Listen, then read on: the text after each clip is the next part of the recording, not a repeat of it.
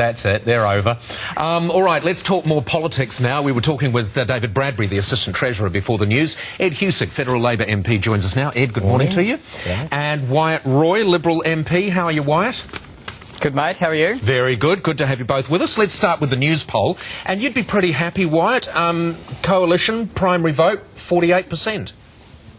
Well, I think what these figures show is that the Australian people have figured the government out. I mean, they figured out what the Labor Party can't seem to understand, which is that you can't tax a nation into prosperity. You know, no one is out there in the street saying, just tax me some more. I just need a few more taxes in my life. That's going to make my life easier. So I think that's what these figures reflect. All right, you're falling only slightly short of gloating, actually, there, Wyatt. Do you have, I mean, if this whole thing comes apart, if it unravels between the Greens and Labor tomorrow, are you actually ready to govern? Is the coalition ready to govern? Because I'm pretty sure I haven't heard one policy yet.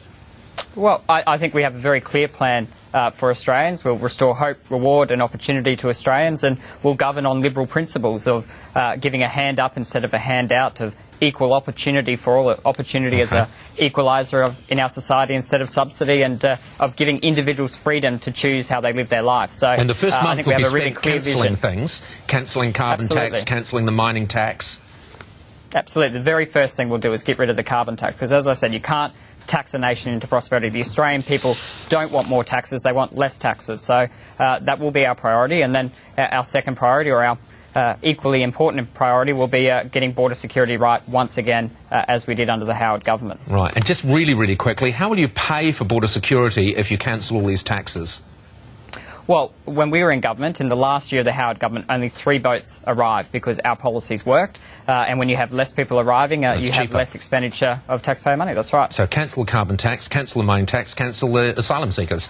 That's fantastic.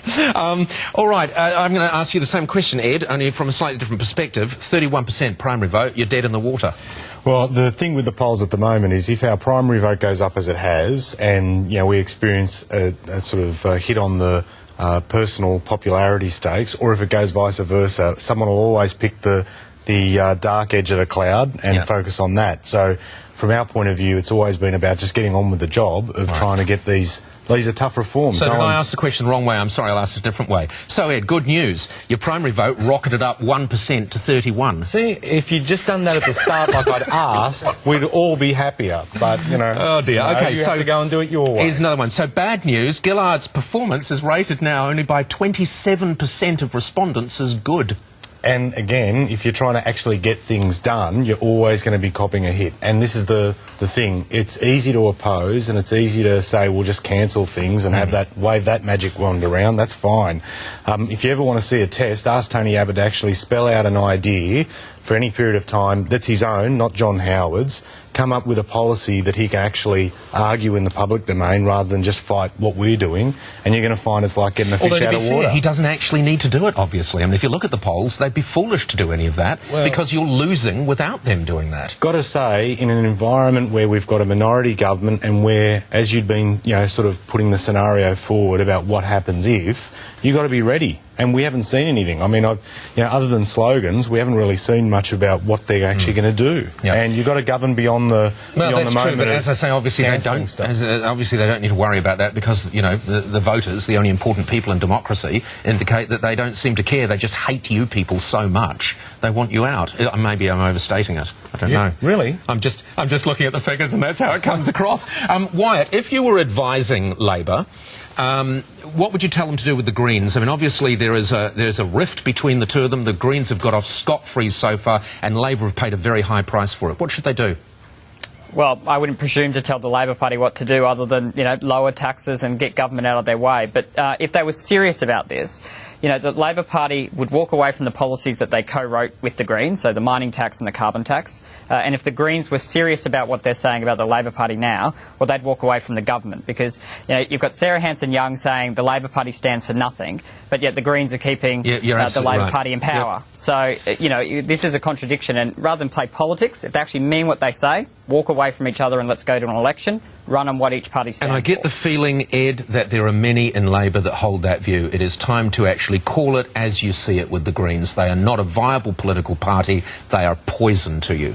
Well, my issue with them was particularly in relation to when we're trying to find a solution on asylum seekers. Yep, absolutely. And having a situation where they just conveniently sided for the sake of stopping us trying to reach some sort of agreement is just that not is no on. way for a coalition partner to behave. Yeah, I agree, and It's I think time there's a to lot cut of them loose. frustration. There's a lot of frustration. Well, I mean, at the same time too, I try to seek balance in the way that I deal with people, and insofar as there are some, Green MPs that I've got time for, then absolutely you work with people, particularly in the way that the Parliament's framed. Okay. We're almost out of time. Just very, very quickly, Wyatt, what did you do with your pay rise? Because Ed gave his to charity. Actually, I've just bought a house, so I'll be going to mortgage payments like everyone else. So hang on, you spent it on yourself. So you spent your money on yourself. Ed here, let's have another look at Ed, close-up of Ed. Ed gave his money to charity. Go to a local organisation, Well, Does that mean you're a nicer person than Wyatt? No, look, no, I don't think so. And certainly what I made the point yesterday, there were two things I made. One was, people make their own minds up about, what they do with their money for sure. The other thing is, too, that you will have seen in the article, is I've said, you're never going to have a popular time to raise, politicians' pay, because everyone's going to be uptight with it.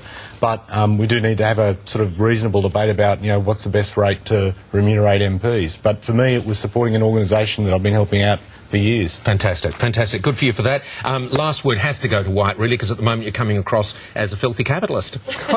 Well, I kind of think that what people need is politicians that are actually worth the money you pay them. So, if the government's making our life harder, I would really not like to pay them what we're currently paying them. So if politicians are doing a better job, maybe we would not have this debate as much, and this debate will go on until the end of time. But let's actually do our jobs properly and make Australians' lives easier, not harder, and that's what we're supposed to be here to do. So. And congratulations on the new house too, Wyatt. Thank you very much for joining us. Wyatt Roy and Ed Husic, always good to have you in the studio. Thanks. Thanks a lot.